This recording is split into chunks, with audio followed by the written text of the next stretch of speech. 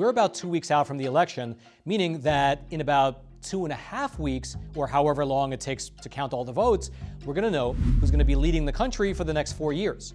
However, regardless of who wins, there is a massive structural problem in America that's colorblind. It's not red, it's not blue, it doesn't really matter who's in office. The design of the system itself will make it such that inflation will reaccelerate. You see, the national debt currently sits at a staggering $35 trillion. Looking at the national debt on a timeline, you can see that the increase over the last 100 years has been incredible, going from about $400 billion in 1923 to $35 trillion today, an increase of about 8,750%.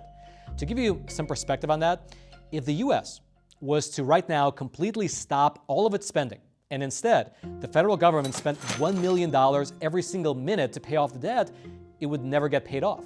That's because we're currently paying $2 million per minute just to service the interest on that debt. And so today, let's go through the details of the situation as it currently stands and why inflation is basically the only answer to this problem. Again, regardless of who's in office. Let's start at the very beginning. When you look at the federal government's balance sheet, you'll find that the lion's share, the majority of the revenue, comes from personal taxes. The data that you can see up on your screen right now comes directly from the US Treasury, and it shows that in terms of income, the majority of the government's money, it comes from individual income taxes, followed by Social Security and Medicare taxes, and then corporate taxes. Everything else is basically a rounding error in the grand scheme of things. The primary income comes from personal taxes, corporate taxes, and social and Medicare taxes. Now, in the last fiscal year that we have data for, the US federal government took in $4.39 trillion in taxes. And $4.39 trillion is, of course, a lot of money. However, there's an old adage that's attributed to Seneca, which goes like this: "It is not the man who has too little, but the man who craves more that is poor." And indeed, despite the fact that the US has taken in nearly $4.4 trillion of their citizens' hard-earned money, they spent this fiscal year thus far $6.28 trillion, meaning that they are running at a $1.9 trillion deficit, again, so far this year, which is amazing. Only the government could take $4 trillion of money from their citizens and still wind up losing $2 trillion a year. Now, in terms of what this money is spent on, up on your screen is data that, again, comes directly from the US Treasury website. The top expenses for the federal government are as follows. You have Social Security, followed by Medicare. At number 3 is the interest on the debt, followed by healthcare in general, national defense, welfare programs, VA benefits, and so on.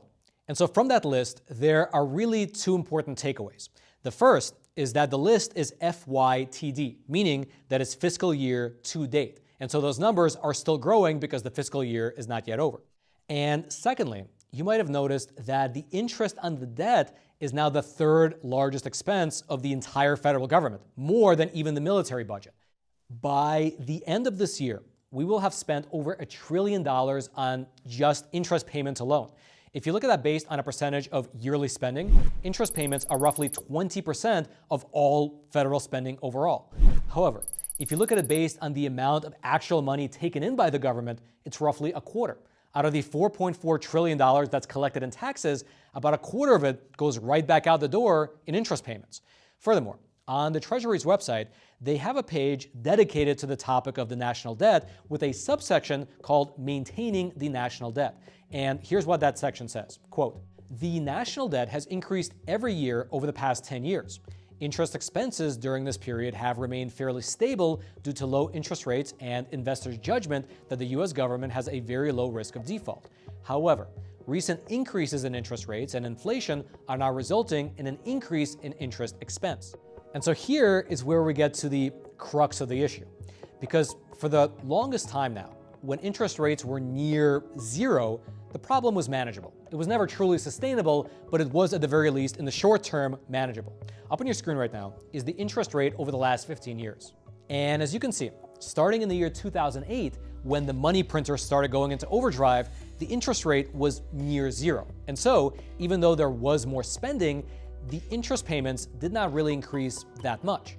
However, now the interest rate is nearly 5%, which has caused all of the interest and all that debt to skyrocket to where it is now.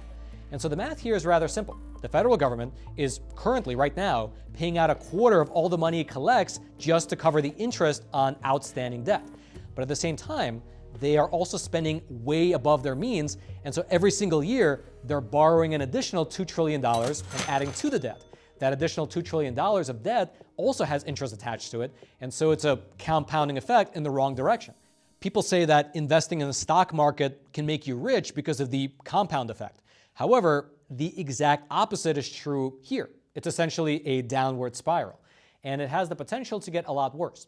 This graph right here, which uses data from the Congressional Budget Office, it shows that interest payments could very well double within the next 30 years. And so while right now we have 25% of our tax revenue going to interest, by the year 2050, that number could easily be 50%. And that's probably actually a conservative estimate. And so what's to be done here? One option is for politicians to cut spending.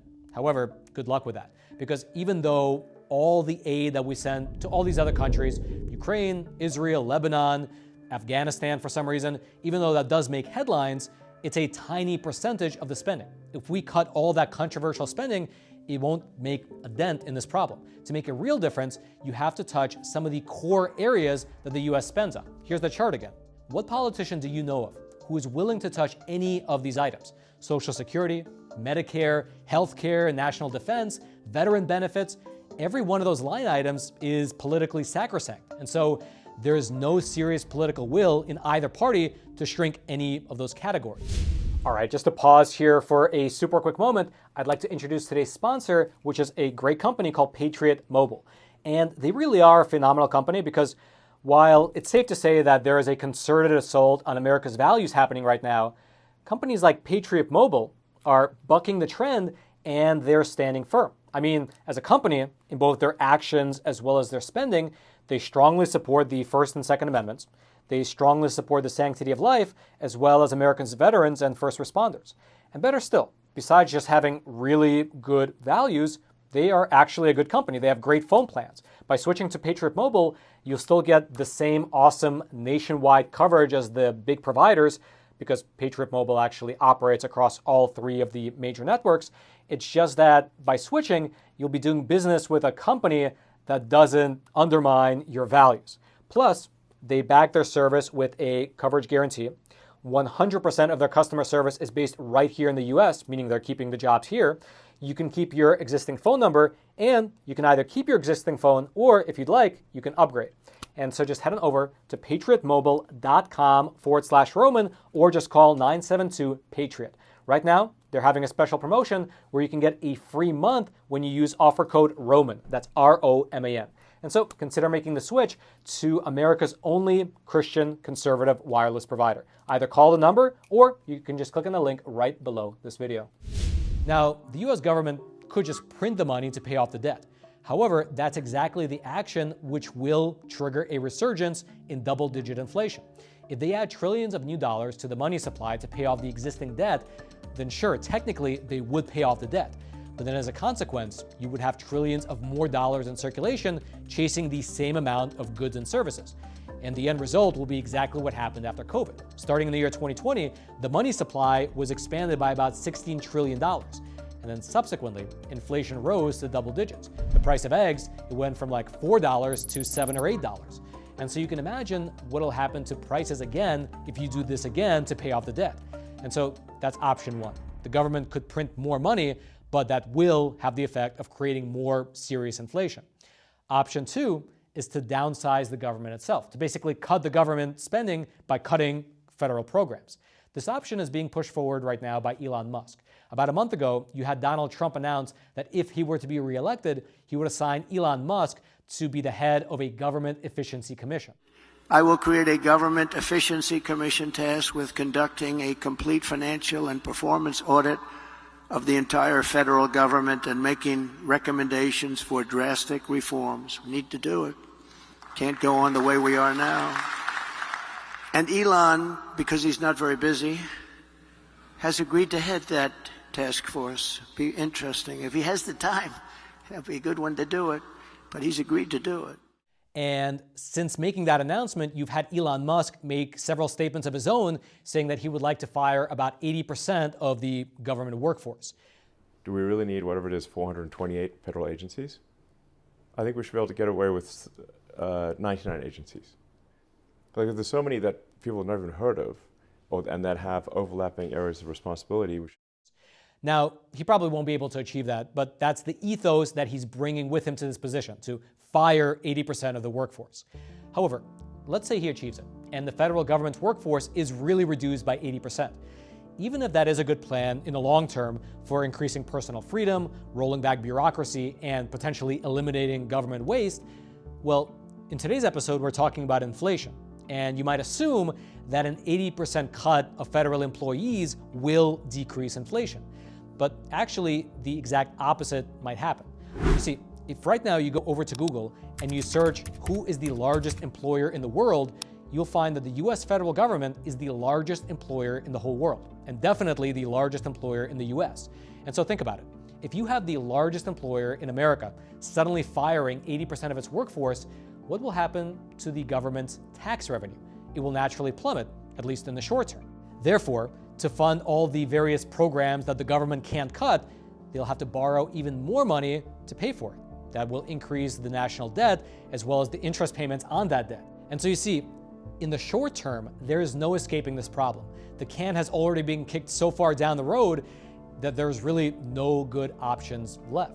Regardless of what the next administration does, whether it's printing more money or downsizing the size of the federal government, it doesn't really matter. Inflation will have to reaccelerate either way because the interest on the debt has to be paid. Now, there is something in passing that I'd like to mention, which is that 208 years ago, you had Thomas Jefferson, who is of course the third president of the US, write this in a letter, quote, "I am not among those who fear the people. They, and not the rich, are our dependents for continued freedom.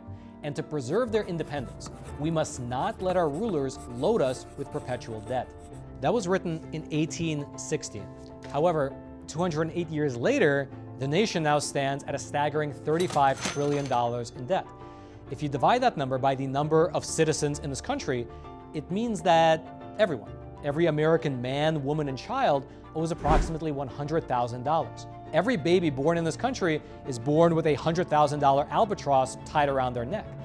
And just as an aside, the way that government debt works is not unlike financial slavery. The government sells a bond, which is just an IOU. It's a promise that if you give me some money today, I'll give you back more money a few years from now. But the government does not have its own money. It's actually your money that they're promising. They are funding their programs by selling your future time and your future effort. And so just as an example, let's say that your income is taxed at 30%.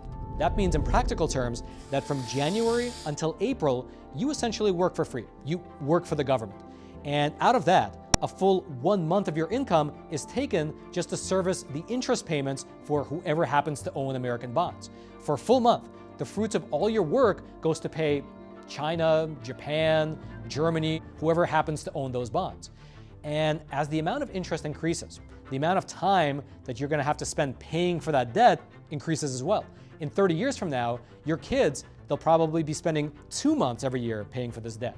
And also, by inflating the money supply, it forces you to pay more for things. And therefore, you have to work more hours to pay for the same goods and services, which essentially steals even more of your time and effort.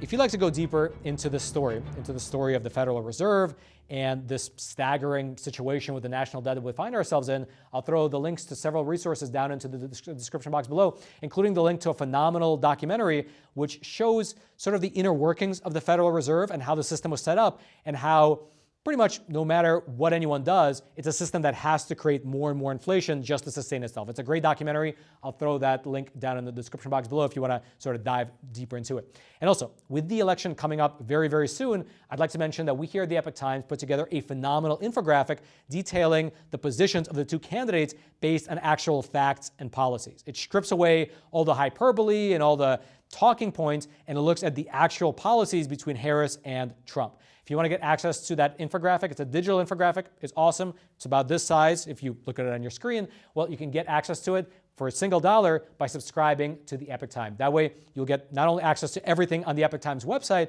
but also you'll get access to that infographic. It'll be sent directly to your inbox as soon as you sign up, and you can cancel at any time. It's just sort of an introductory offer to get you through the door so that you'll fall in love with the content and be a subscriber for a long time to come. And so claim your infographic and try the Epoch Times yourself. I'll throw the link to subscribe. It'll be right there at the top of the description box below. Hope you take advantage of that offer.